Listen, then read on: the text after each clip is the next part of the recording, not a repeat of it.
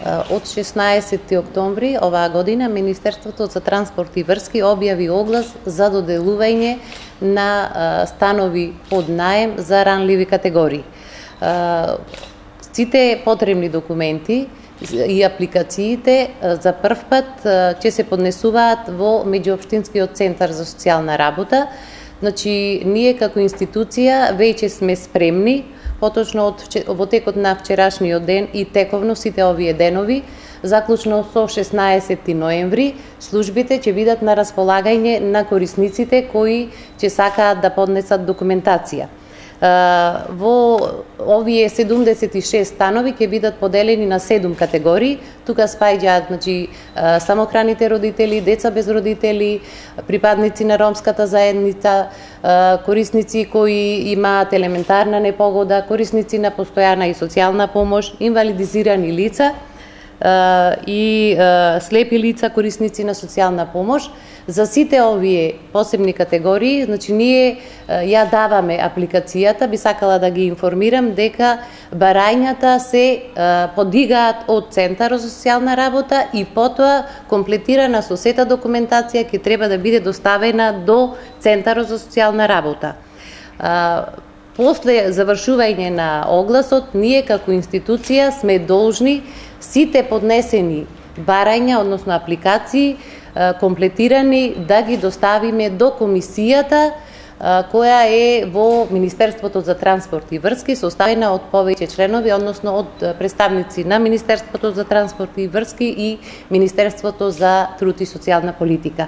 Значи, би сакала посебно да нагласам дека ние како институција во овој момент имаме обврска да ги примиме сите поднесени барања. Одлуката конечно кој ќе добија стан ќе следи после завршување на повеќе постапки, односно бодирање и посети на лице место на сите оние кои ќе поднесат документи и потоа доделувањето ќе биде повторно преку комисијата составена од Министерството за труд и социјална политика и Министерството за транспорт и врски.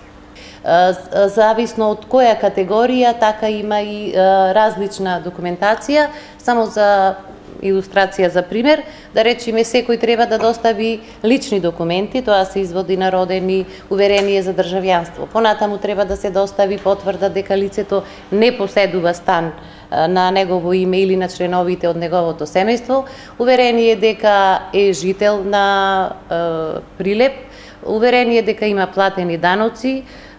Понатаму, нели, во зависност од тоа во која категорија треба да достави таква документација. Ако е корисник на некое право од областа на социјалната заштита, доставува таква потврда. Ако е инвалид, потврда, односно наод и мислење дека е инвалид.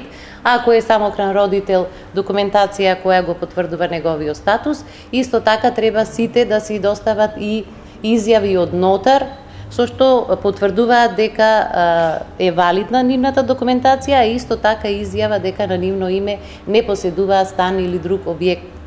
Во оваа прилика сакам да ги повикам сите наши сограѓани на територијата на општина Прилеп да се кои ги исполнуваат условите и се оние ранливи категории кои се предвидени во условите за конкурирање, овие денови да го посетат Центарот за социјални работи, да се заинтересираат кои се документи треба да се приберат, да ги пополнат и да аплицираат.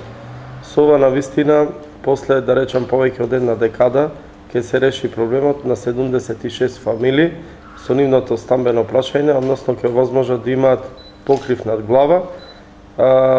Иначе инвестицијата е благодарение на владата на Република Македонија и исто така преку Агенцијата за стамбени деловен простор.